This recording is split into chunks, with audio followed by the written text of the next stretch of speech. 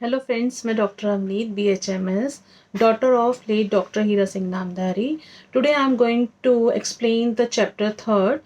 Now, the chapter third in this book is in the way of the question answers. So I'm just going to read the questions and try to explain you the answers of that book.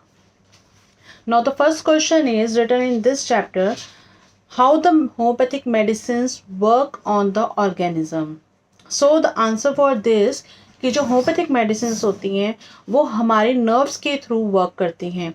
जहाँ पे भी nerves होती हैं वहाँ पे जाके act करती हैं। स्पेशली जो हमारी टंग होती है, जो नंबर ऑफ नर्व्स के साथ होती है, तो जैसे हम यहाँ पे ड्रॉप ऑफ मेडिसिन डालते हैं तो वो जो मेडिसिन है वो नर्व के थ्रू जाके अंदर जाके बॉडी में हर ऑर्गन को एक्टिवेट करती है। Now the next question is why it is said that there is no side effect of homeopathic medicines. So in this system, as we know that the medicine substance are reduced or diluted in such an extent कि there is no lethal effect. मतलब जो medicine substance होता है इसके अंदर वो इतना कम कर दिया गया, इतना डाइल्यूट फॉर्म में कर दिया गया है कि हमारी बॉडी में वो लीथल इफेक्ट्स नहीं प्रोड्यूस करते। और secondly you can say the quantity of medicine is so subtle down to such an extent that there is no side effect possible, rather with one condition कि आपने wrong selected medicine अगर patient को दी है तो उसमें side effects या उसमें प्रॉब्लम आ सकती है। नाउ इसके बाद जो नेक्स्ट क्वेश्चन अराइज होता है वो यही होता है, can wrongly selected medicine produce bad effect on the patients? तो इसका आंसर है येस। अगर आप रॉन्गली सिलेक्टेड मेडिसिन प्रिस्क्राइब करके पेशेंट को देते हो तो उसका बैड इफेक्ट आएगा ही। किस किस फॉर्म में आएगा? या तो जो पेशेंट है उसको अगर दवाई ठीक दी जाती है तो उसमें क्योरिंग शुरू हो जाती है, पेशेंट विल से कि he feel better and better and better. अगर वही मेडिसिन अगर गलत मेडिसिन जाती है जो कि सिलेक्टेड मेडिसिन उसके लिए नहीं बनी है, उसके सिम्टम के साथ मैच नहीं कर रही है, तो जो मेडिसिन जो पेशेंट को दी जा रही है तो पेशेंट्स आके दो प्रॉब्लम बता सकते हैं। या तो वो कि जो कंप्लेंट जो ऑलरेडी सफर्ड है वो इंक्रीज हो गई है जो उससे सहन नहीं हो रही है, ठीक है। और सेकेंडली वो कुछ ऐसे सिम्टम बताएगा जो कि उसके हैं ही नहीं, जैसे कि जो मेडिसिन दी गई है उसी के ही सिम्टम उस पर प्रूव होने शुरू हो जाएंगे। तो इन दो कंडीशन में फिजिशियन को पता लग जाता है कि जो मेडिसिन है वो थोड़ी सी रॉन्ग सेलेक्टेड हुई है, तो उसको दोबारा से रीकेस किया जाता है। नाउ इसके बाद क्वेश्चन आता है what is the difference between liquid medicine and medicine in globules.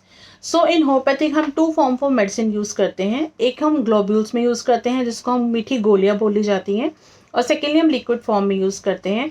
तो इन दो तरीक़ों का देने का मकसद अलग अलग होता है और अलग अलग इसके सर्कमस्टांसेस होते हैं। जैसे कि हम जो पिल्स होती हैं उसमें अगर हम मेडिसिन डाल के देते हैं तो उसका यही फ़ायदा है कि वो ईजी टू टेक है, हम कहीं पे भी उसको ले जा सकते हैं, और ईजी टू टेक मतलब उसको हम ले भी बड़े आसानी से लगते हैं कि सीधा हमने पैलेट्स डाली कैप में ऑफ द बॉटल में और उसको अपने मुंह में डाल के हमने उसको जस्ट उसको हमने मेल्ट किया और उसको खा लिया, तो इजी वे है। बट जो लिक्विड मेडिसिन है उसके लिए कंडीशन चाहिए होती है कि उसके हमें उसको डाइल्यूट करने के लिए वाटर चाहिए होता है। तो ये हम कहाँ कहाँ यूज़ करते हैं?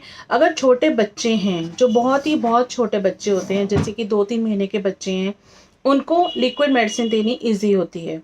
और जो ऐसा पेशेंट जो अनकॉन्शियस है उसको हम गोलियां मुंह में डाल नहीं सकते हैं क्योंकि वो उसको स्वेलो नहीं कर पाएगा, तो उस कंडीशन में हम उस पेशेंट को लिक्विड मेडिसिन देते हैं।